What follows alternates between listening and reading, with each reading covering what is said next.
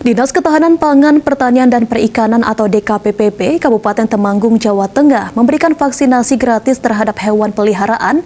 Langkah ini untuk mendorong kebiasaan vaksin rutin bagi para pemilik hewan peliharaan agar menjadi lebih sehat dan kebal terhadap paparan virus rabies yang mudah menular kepada manusia.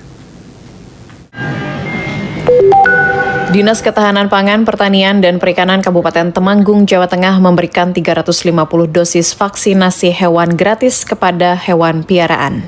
Kepala DKPPP Temanggung, Joko Budi Nuryanto, Minggu 21 September mengatakan, selain membuat hewan piaraan menjadi lebih sehat dan kebal terhadap penyakit, upaya vaksinasi tersebut untuk menghindari hewan piaraan terpapar dari virus rabies yang dapat menular kepada manusia.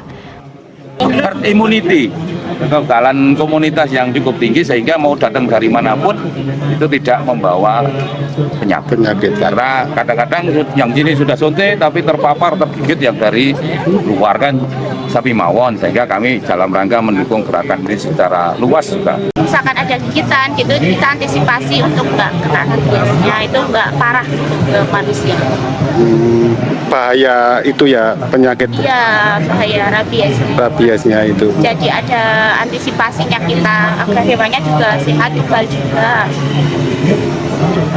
Virus rabies dapat menular dengan mudah dari anjing, kucing, kera, dan musang melalui gigitan, cakaran, atau air liur.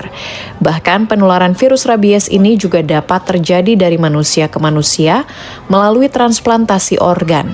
Karena itu, para pemilik hewan piaraan diimbau untuk rutin melakukan vaksinasi rabies setiap 1 tahun sekali untuk mencegah penularan penyakit rabies. Hingga saat ini, belum ada data yang menunjukkan terjadinya penularan rabies di Temanggung. Dari Temanggung, Jawa Tengah, Firman Eko Handi, Kantor Berita Antara, mewartakan.